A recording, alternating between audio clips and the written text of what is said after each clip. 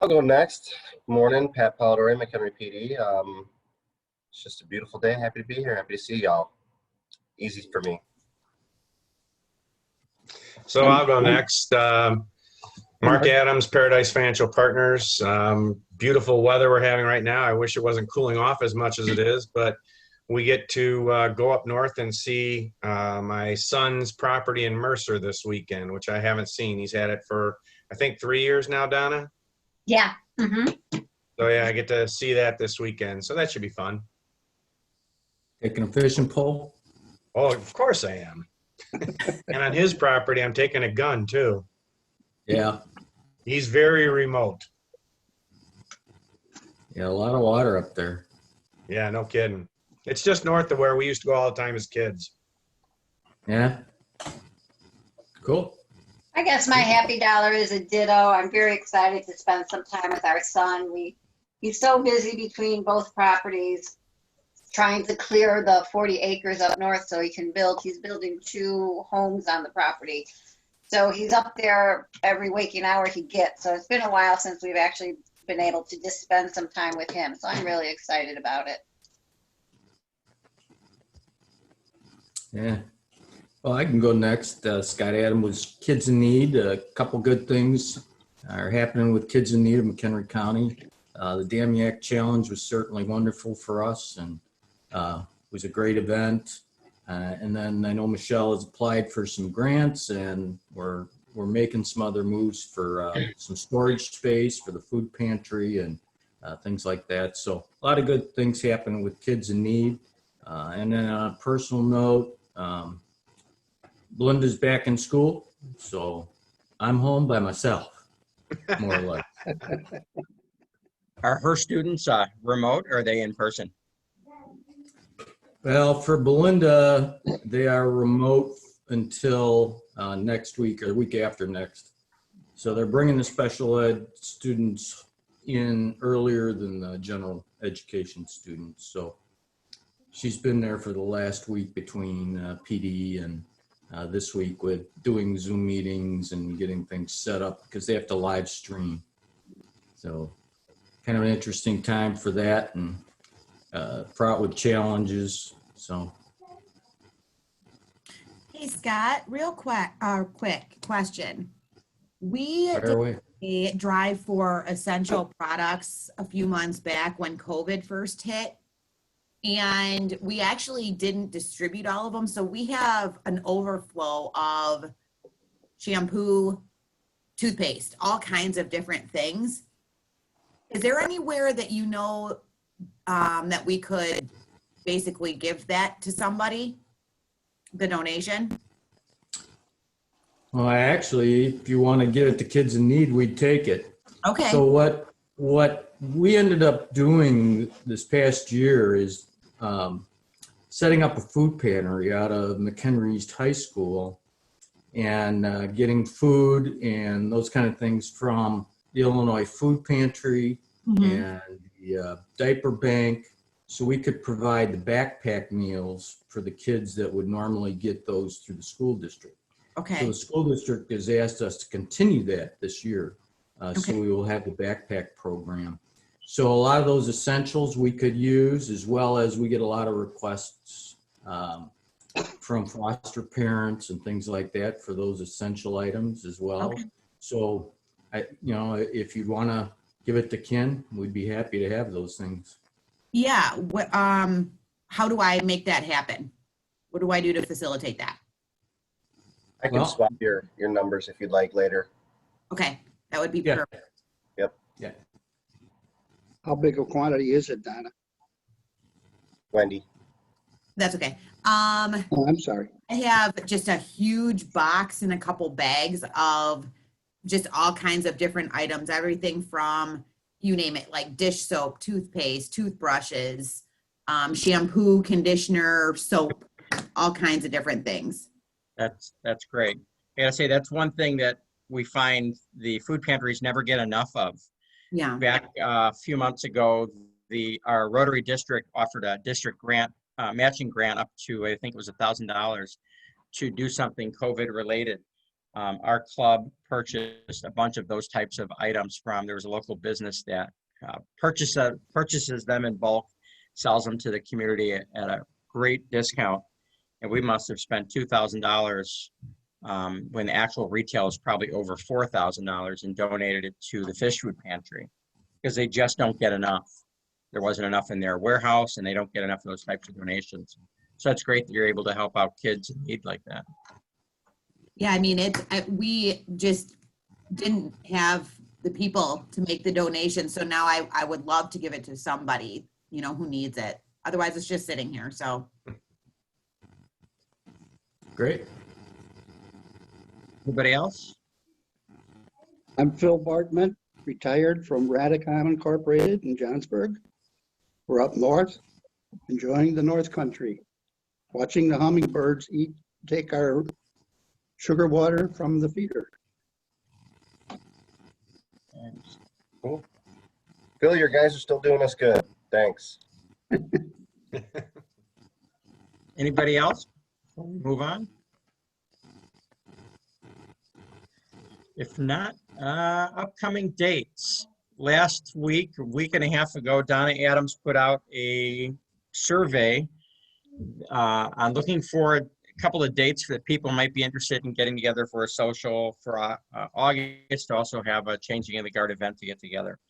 Unfortunately, that didn't seem to work out. People had claimed that they had responded, and Donna wasn't getting those responses. So I put something out last Thursday.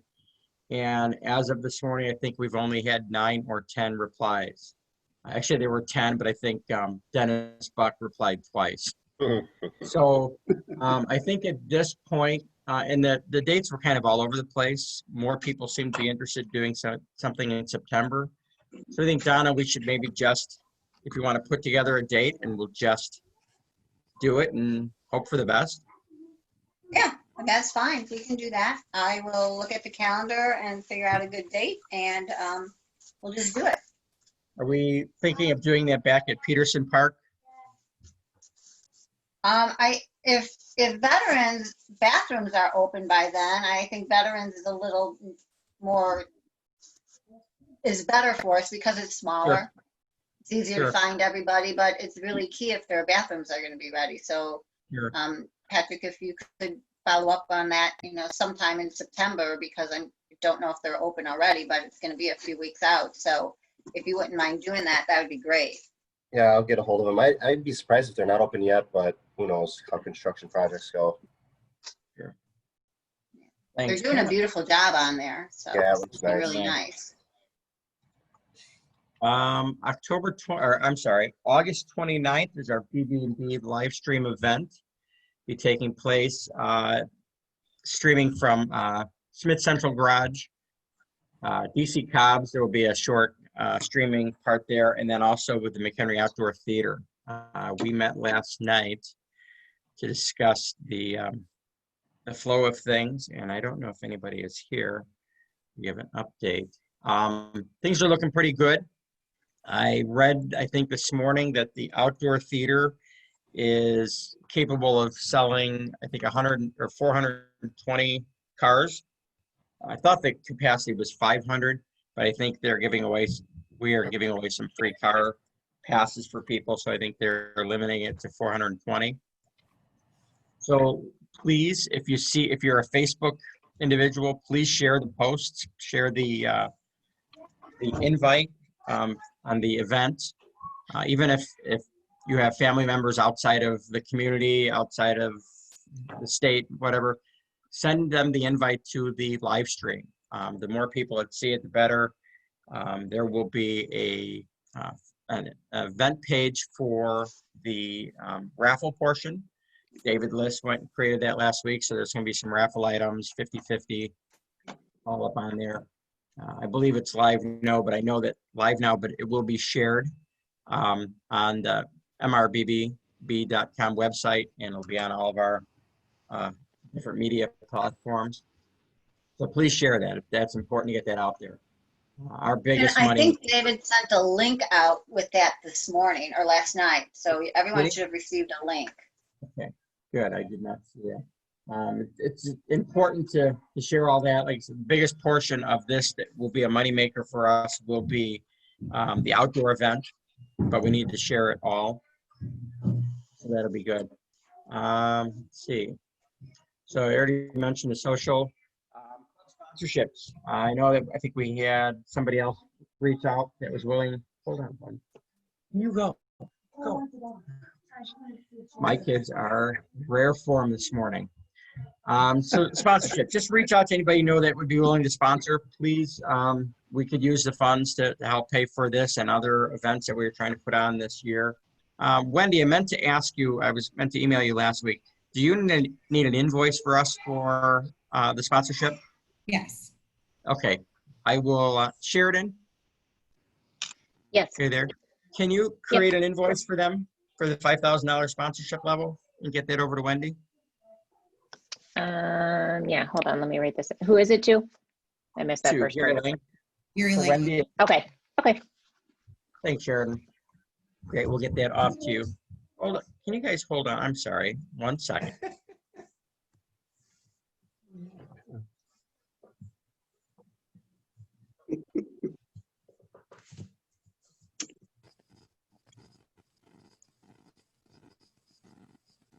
I'm so sorry, guys. I should have been down in my office. I really figured they were going to sleep late this morning, and of course not.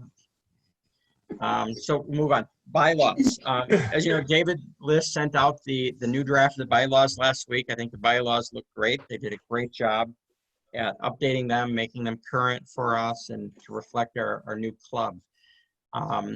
We have a 21-day review process of that, and once that passes and there's been no objections and no major changes, we will vote on September 2nd. We need a quorum, so a third of our membership vote on that. So hopefully we can have that. If we don't meet the quorum, we will send out a vote via email so we can get that ratified. Let's see. I'm going to show a video here of, I don't know if you guys read the weekly updates we get from Governor Lyle. Rotary has started the new Rotary Network. It's a way for Rotarians to help other Rotarians, whether it's gaining business, mentorship, or just general helping each other out. Here's a video. Let's see if I can share this.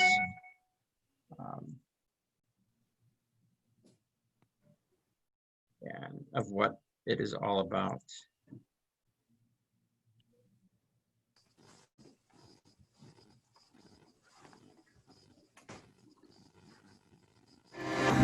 The Rotary District 6440 and 6450 have launched a new program to help Rotary and Rotarect through the COVID-19 economic crisis and beyond, the Rotary Network.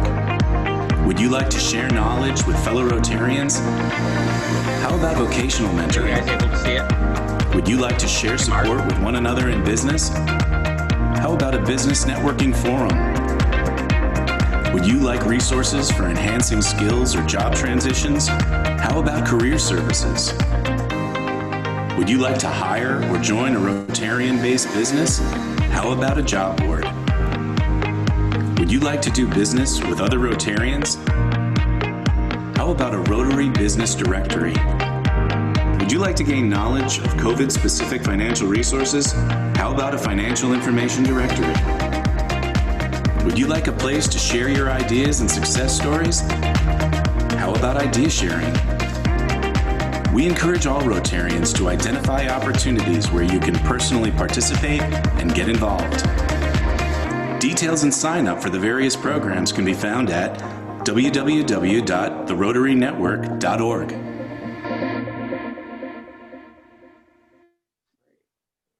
Exit here.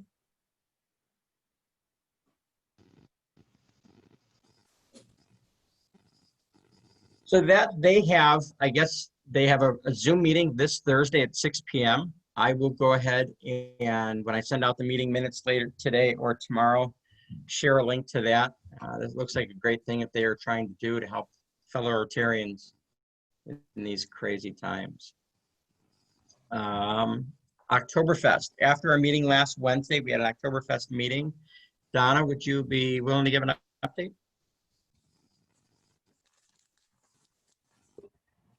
Sure. Well, we made a decision to just totally cancel Oktoberfest and make it bigger and better next year. It was a hard decision for us to make because even though we were disappointed that we can't move forward with it, we felt that it was in the best interest of everybody that would attend. With the COVID going on and the uncertainty in our community today, we just didn't want to take on that responsibility of somebody contacting COVID. So we were going to try to do some kind of hybrid, but after talking with John Stites, who was going to be our food vendor, he strongly encouraged us not to do that because you don't want people to get off track. If this is going to be Oktoberfest moving forward, you know, then we're going to lose enthusiasm moving forward. So he just thought, you know, just not to do it instead of fail. So it was a unanimous decision. There was no questions about it, but we did cancel Oktoberfest. So I don't know, Mike, if you have anything to add to that. No, that pretty much sums it up. Like I said, it was sad that we had to cancel that, but I think it's just in the best interest of everybody that we do that. Hey, Mike, out of curiosity. Sure. Last year when Gary Lang sponsored or did the $5,000 sponsorship, it was for the 3 events. I think it was for Food and Barbecue, Oktoberfest, and then Secret Santa. With Oktoberfest being canceled, how does that work? Well, that was part of last year's event. So this year, you guys are being included this year in the BB&B sponsorship package. Even before you guys sponsored, just because you were a sponsor last year, we've decided to offer it up. So you will still get that. You're one of the top 3 sponsors for this year. Okay. The Oktoberfest, we'll have to figure out different ways that we could market you guys. I mean, if obviously you guys have different events going on, if you want to work with Bob Gibbons is kind of doing some marketing for the club. We are willing to, you know, share your events on our own social media, help get the word out. We're willing to do that with any of our sponsors, trying to help them grow their business. So if there's a way that we can help you guys get the word out about an event, especially you have coming up, whatever, we're certainly willing to work with that. Secret Santa, as of now, is still going on. You guys will be the naming sponsor for that, like last year. We will again, if it goes on, and I don't think there'll be a problem. I think we'll just probably have to stretch out the project and how long it takes to complete it. You guys will have your name on that. We will invite to have Gary Lang, if we want to have a shift for Gary Lang employees to come out and help wrap gifts, sort gifts, whatever it is, make deliveries. If you guys want to use, a vehicle with lettering or, magnets or whatever, advertising to make deliveries, we're open to suggestions or whatever you guys want to do. Hey, Mike, Plus, I know. Wendy, we are, there's another project on the table. I think Mike's got it on the agenda for today. That we could certainly use Gary Lang's support and, just reallocate maybe some money over to the new project that we're going to talk about this morning. So there's tons of opportunity for Gary Lang. You're not limited to just those 3 things, those 3 major things that we do. Those were the ones that were just in the pipeline so far. But because you are our major sponsor, we will make sure that we include you on all our promotions that we do. Okay. Hey, Mike, and just thinking about it going, Secret Santa, I know Gary Lang does a toy drive too. Yes. Can we make sure that we tie that in with ours and market the heck out of their toy drive as well? Sure. I know last year, I believe we were the recipients of their toys. I think Wendy works with Lee, who's the coordinator for McHenry County. Okay. Yeah, and he actually, Subarus Share the Love program.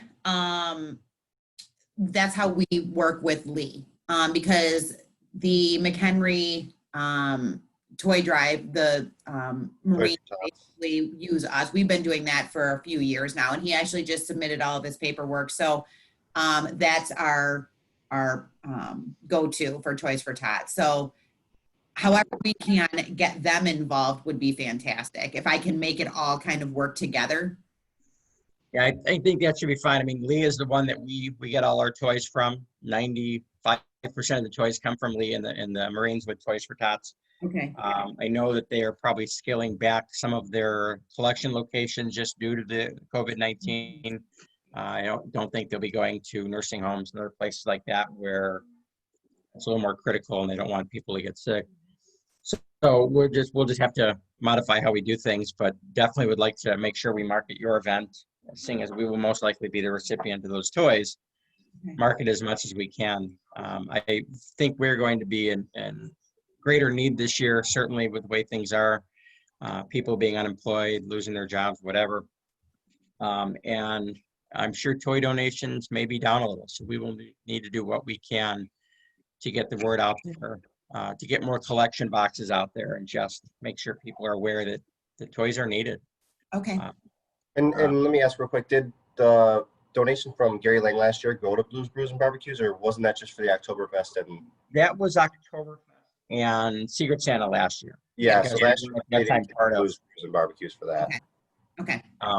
And this year, we certainly would have loved to have made you guys naming sponsor of that, but because the merger was happening kind of late in the game, and they already had a deal with another sponsor. But if you look at the Mr. BB&B, mrbbb.com, I believe the logo is up there and advertising for you guys is one of the lead sponsors. Okay. Okay. Kids in need. Donna brought to me yesterday an idea that she's got to help kids in needs. Donna, do you have some information on that? Basically, Mike, the information I have is from what you've sent us. Sure. Because Mike and I have been doing some research on it. Is not as easy as we thought it was going to be to try to get some information on it. So Mike actually found a little link that gave him a lot of good information. But what I was thinking of is the executive director, Michelle Prickett of KIN, is very diligently trying to get coats for these kids in need.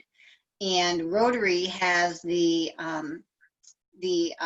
coat program that is run by, is it Rich Lally? I think Rich Lally operates it locally, I think. Almost looks like it might be a national program, but he might handle it locally.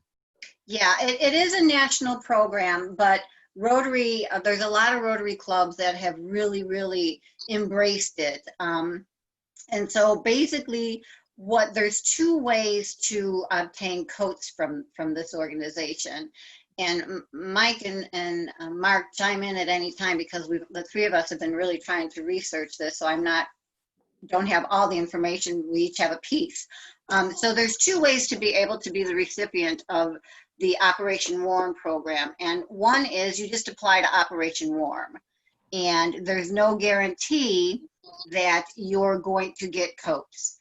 So they buy them in such large quantities that they get these brand new coats for $20 or less.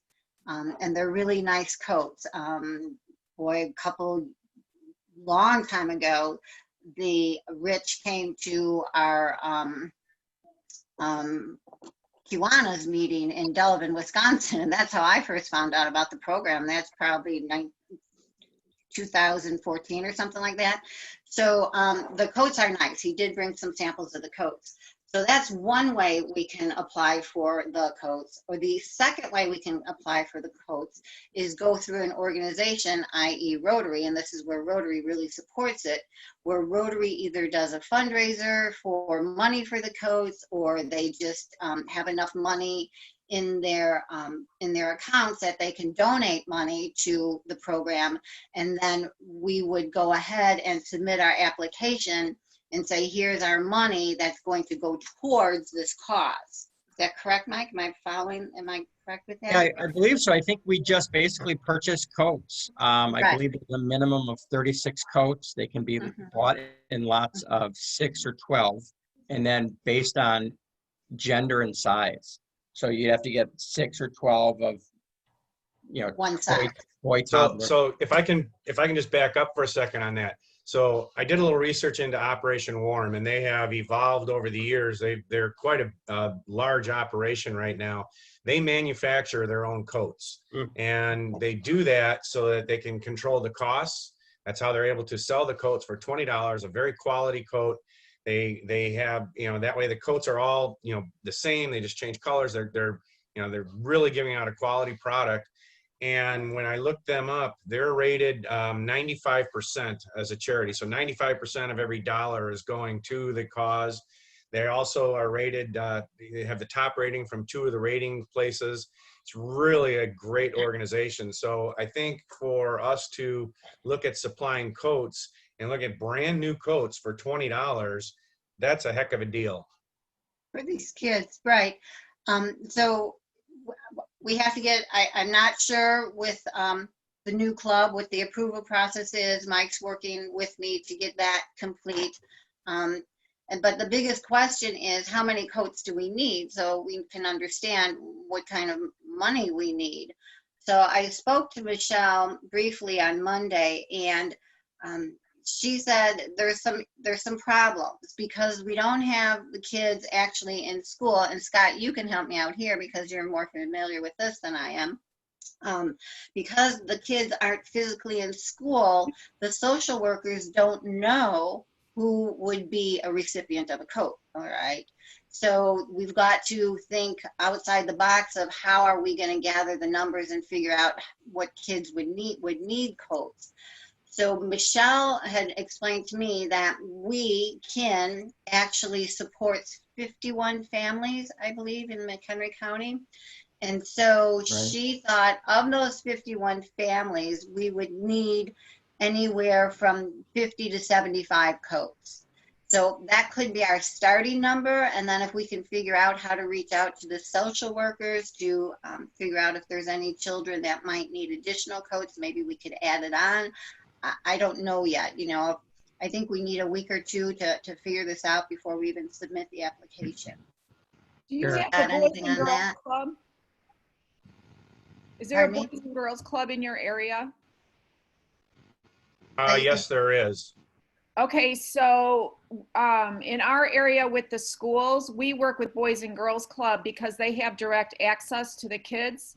In Dundee Township, I know that Boys and Girls Club are supervising kids, even though the schools are on e-learning. So that could be an avenue for you to use because the most kids that need are with Boys and Girls Club. Okay. The other thing with the social workers is that they have social work minutes. Many times they got to spend with these kids, even though it's going to be remote learning, doing it through Zoom. So they still have contact with parents and have an idea of a lot of these kids' situations. I think one thing that has to be considered that we ended up talking about yesterday in a pension board meeting is a statistic that's come out that said that 25% of American families that own homes haven't paid their July mortgage payment yet. So we may end up with a greater demand for things than, toys for Secret Santa and things for the kin holiday party than we might anticipate because the need will be greater this year. Sure. But I think we can still get through Boys and Girls Club, if there's one by us or through the social workers, still get that information we need. We just have to talk to the social workers and have them reach out and get it. Yeah, I think it'd be pretty easy to work with the social workers at the school. I've got a couple of contacts that I used to deal with when it came to Secret Santa when we were working with them directly. But now that they're kind of being funneled through kin, I could certainly reach out and find out from them or get the information to Donna. Go from there. Yeah, that would be great. I think, if you could get the information to me, because I know Michelle is on it because she didn't realize there was this opportunity out there. And so, we would like to receive the coats before the colder weather sets in. So she's working diligently on it as of Monday. So if you can get me the information, I'll get it filtered over to her and then let her just kind of spearhead it. Okay, sounds good. Speaking of that, the Service Project Committee, wondering about how that works. So my understanding, and I'm sure Phil will correct me if I'm wrong here, the project basically, you fill out an application. I think it's a 2-page application, which has been updated. Emailed it. Unfortunately, I emailed the wrong one out to the group yesterday, but I will have it on the club website later today. Fill out the application. It basically just gives us information about the organization requesting help, whether they're a nonprofit group, and some information about what their need is. That application would be submitted to the Service Project Committee, which Service Project Committee is being led by Phil Bartman. Donna Adams, myself, Don Tunyon will be on that committee, and then the 4 of us will discuss the need of whether we need another 1 or 2 members for that committee. That is put before that committee. And I believe if once they do their process of vetting it, making sure they're a legitimate organization, if there's need, I believe if I've got it correctly, if it's under $1,000, they can go ahead and approve it. Is that correct, Phil? Or is it 500? $1,000. Anything over 1,000 gets presented to the foundation board for their approval. And then from there, my understanding is generally we need about a week's time between getting something approved and having assets liquidated and transferred into the general fund. I believe it takes 3 days, but I think Ron's hoping for 5 days for something like that.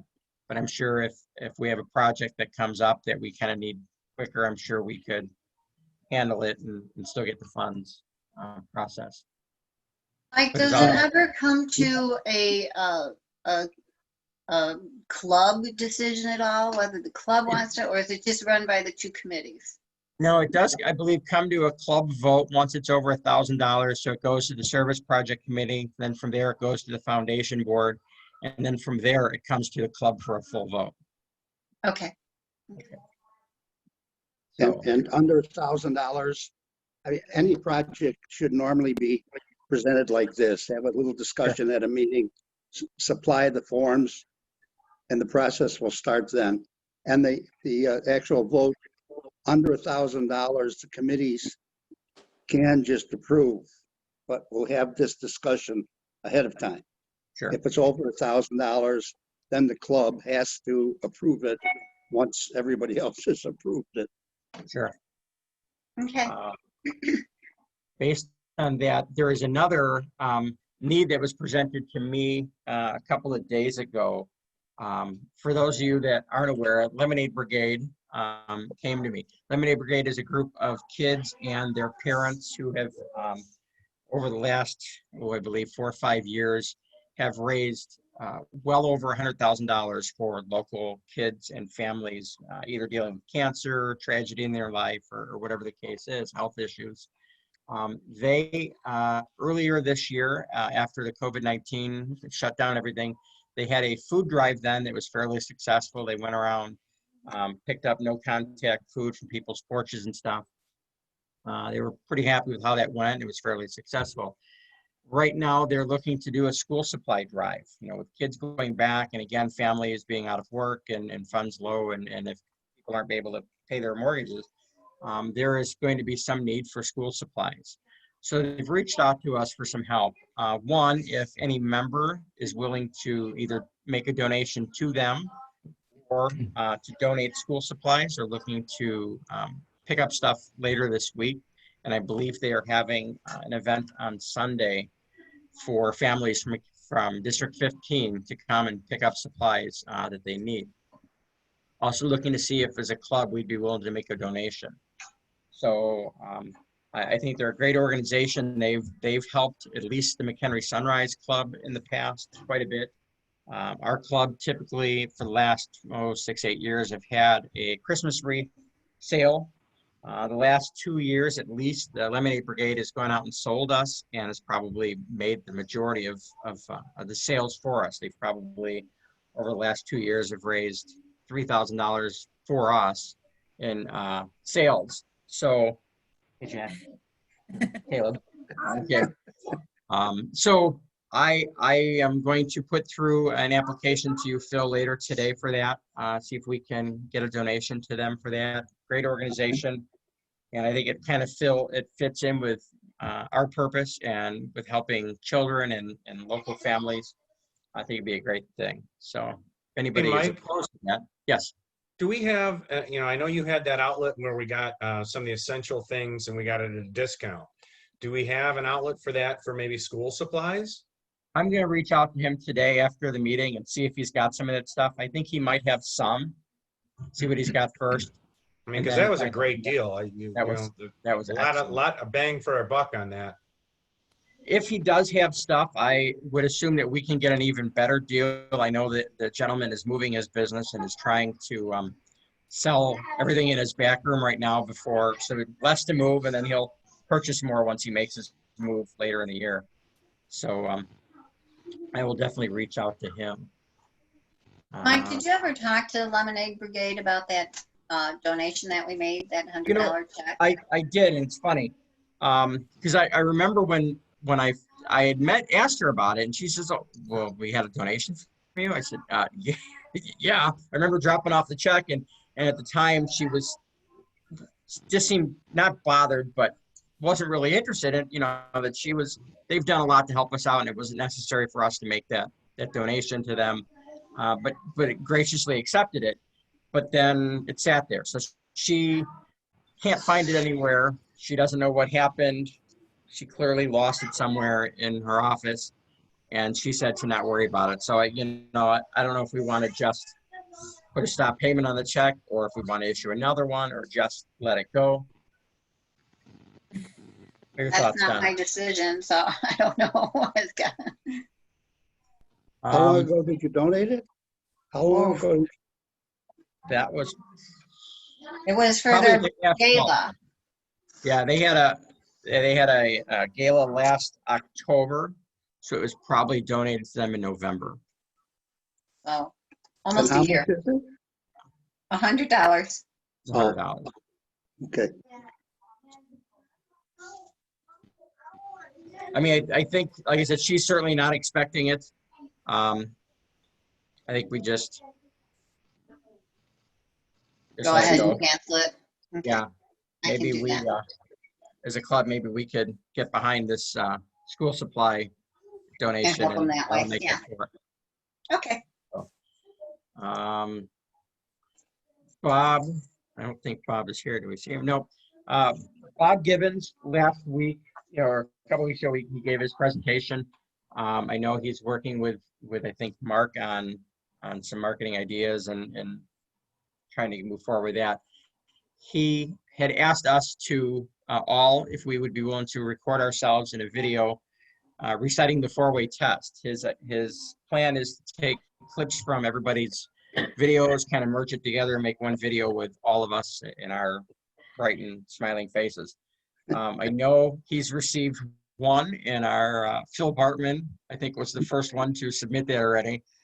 So thank you, Phil, for that. I'm going to work on mine the next couple of days. If we can get those videos to him, he would greatly appreciate it. I know that he's already starting to share some of the info on for the BB&B event on our Facebook page. He's had a nice graphics showing our three major sponsors and where the event will be. So please, like I said before, just share those. Let's get the word out there about this. We seem to be a little behind on that, but it should be a great event. As far as marketing and so forth, Mark, I'd like if you could set up next month a membership meeting, if we can kind of move forward with that. Yesterday, Wendy has submitted her application. So sent it to the board. So far, it's looking good. I haven't heard from, I think, one or two members, but once that's approved, which should be later today, I think we put it out to the club, and then we will probably want to do an induction in the next couple of weeks. So if you'd handle that for us. Will do. Sounds good. I know there was some talk, and I will probably email you about it, but David was mentioning that he's attended something with Rotary, and I wish I had the email. But we need to engage our new members. So if we can get Wendy involved in a committee,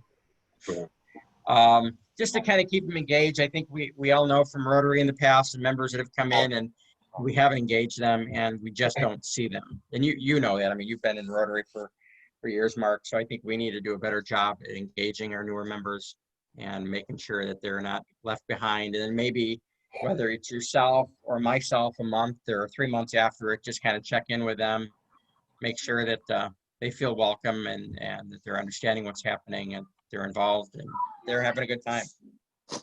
Agreed. And I know we've talked about it in the morning club that we need to do a better job of actually having Phil, you remember from the old fireside chats, Yes. and really engaging the new members and educating them on Rotary in general and also what our club in particular does. Absolutely, Mark. I agree with you. Great. See that? Oh, yeah. That's really about it. One other thing is I wanted to mention is communication. You know, with us not being meeting regularly, at least in person and seeing each other, our communication through email and any surveys that are put out there are really important to get feedback from that. It's kind of hard to plan events if we're not getting feedback. So please just, if you can, reply. Even if you can't make an event, let us know you can't make it. Whatever it is, just the more feedback we get, the better we can be as a club. It's kind of a hard time right now, and I want to make sure that we stay a strong club, that we get to know each other better, and that we move in the right direction. As a newly merged club, I think it's important that we get together and know each other better. It's kind of a hard time. I know I'm certainly missing our in-person meetings, and I'm sure many of us are. So the more we can communicate and know what everybody's, if there's any issues, if there's something you want to see, if there's a program you'd like to see, please let me know. Please reach out to a board member, and we'll go from there. Mike, when you touched on in-person meetings, we did do the Java meeting. Yes. And the equipment that we had was phenomenal. The people that were at the Zoom portion of it and not in the live portion, they were just amazed at how wonderful it was for them. They were able to hear everything, and the camera we have can be handheld.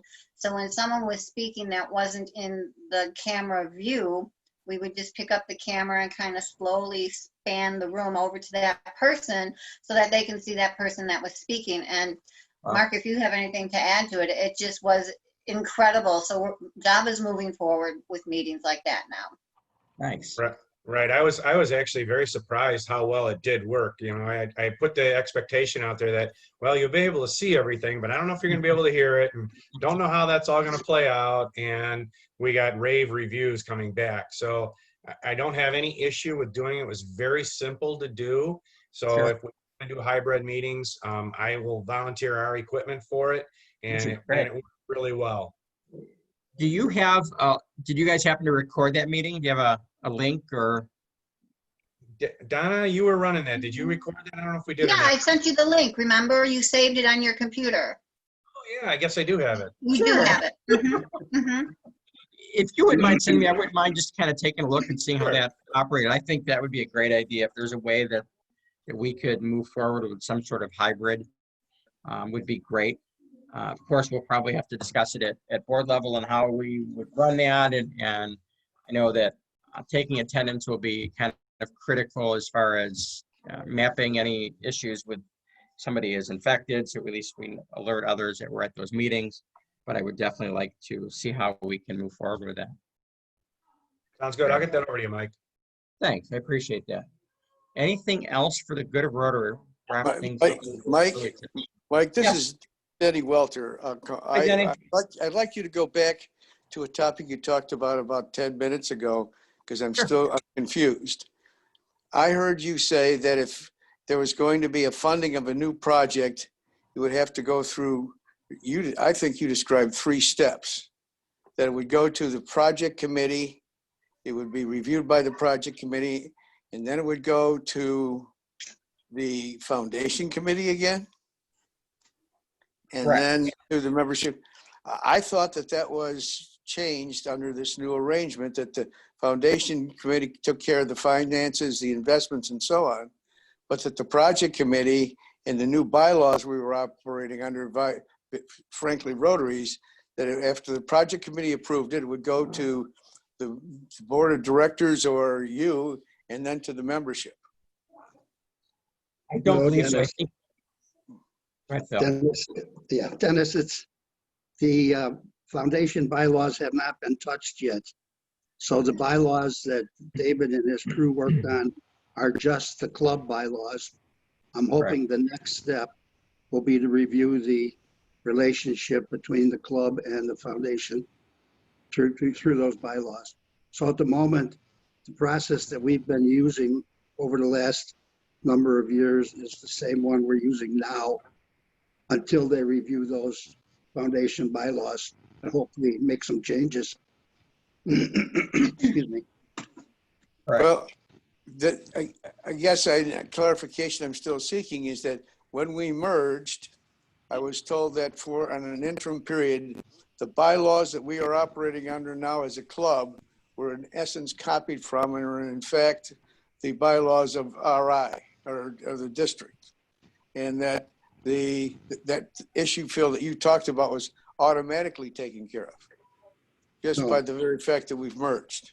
So Denny, Mark Adams here, I'm on that committee and know that wasn't how it worked because we couldn't. So we took it to the extent that we could, which is, adopting the bylaws that are the basic bylaws from Rotary and doing that with the changes that we all thought needed to be put in there. And that's what David's put out for a review. But Phil's 100% right. There's some of those things that are just tied into the foundation and the way the foundation bylaws are set up that we can't touch until we actually redo the foundation bylaws, which I think is, something that I think pretty much everybody thinks we need to make the next step on, but that will be after this is done. Correct. Yeah, I think we'll have to have a discussion on that before we move forward. I think we need, I think that's a whole club vote in order to amend those. So we would definitely have to discuss it at a meeting, take a vote, and then go from there. So as it currently stands, we've merged, but nothing's changed. Well, we are a week or two away from the club bylaws changing. I mean, we're currently not following the old bylaws of the new club. We're following just basically the boilerplate of Rotary's general. But unfortunately, like Mark and Phil said, we can't change how we do that process because of the foundation bylaws.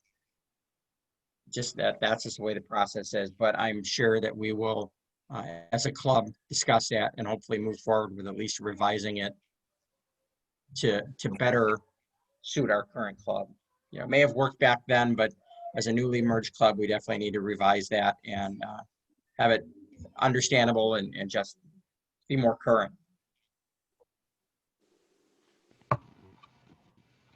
Okay, well, that was not my understanding when I made the vote and so on.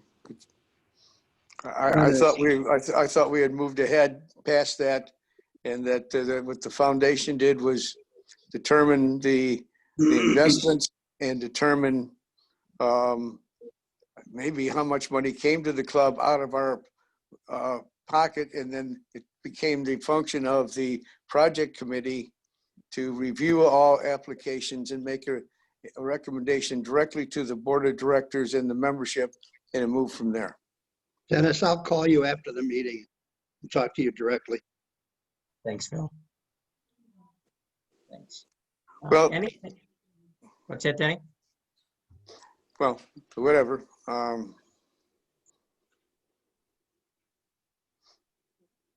I'll call you. I think Phil will be able to explain it to you, Denny. We can take that offline. Yeah, Phil will take care of that. Thanks. You've explained it to me. It's just not what I was originally told Sure. What's the Yeah, I mean, if condition? I can go back and find and send you. Basically, what you're saying is we're at the same status we were prior to merging with you, the way we operate. Not part of it, yes, but not completely. Well, the most important part for me. Unfortunately, there was no way that before the merger, if we wanted the merger to happen July 1st, based on the way it happened, there was no way we were ever going to be able to revise those bylaws before the merger. And then I think that there would have probably been less of a chance of us merging the two clubs, if we put that in the merger at that time. I think there just wasn't any interest in revising it at the time, but we now as a new club know that it needs to be revised for our current club. And Dennis, we're only 6 weeks into our life as a new club. It took God 7 days to create the world. We're going to take a little longer to get all this straightened out. Yes. But I guarantee you it will get straightened out in our lifetime. Oh, it'll be faster than that. I promise you.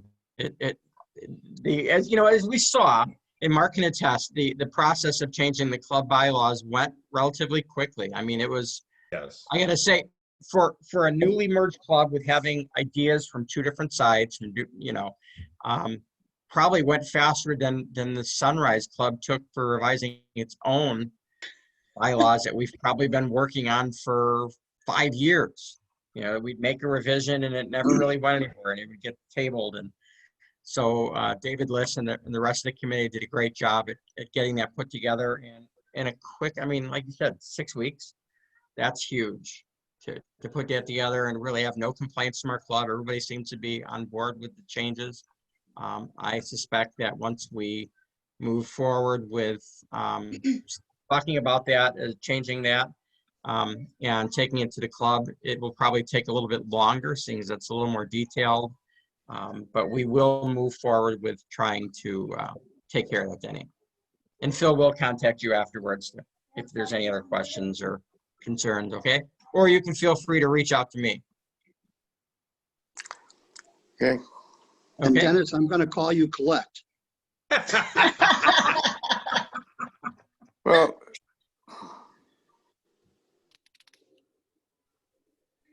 Sounds good. Right. Anything else for the good of Rotary? If not, we could end things a little early. Let me put up the. Well, let's just. Hey, Trish. Oh, I'm sorry. Was somebody going to say something? No. Okay. Trish, would you lead us in the four-way test? Sure. The Thank you. four-way test of the things we think, say, and do. First. Is it the Is it the truth? truth? Second. Is it fair to fair all to all We're all concerned? concerned. Third. Will With a goodwill and better friendships. Fourth. Will it Be be beneficial beneficial to all to all concerned. concerned? You And guys fifth? pick this. And Fifth. fifth. Is Is it it fun? One. Thanks, guys. Have a Have a great great day. week, everybody. Hey. Bye. Yeah. Bye. Thank everybody. Thank you. See you next week. Great week.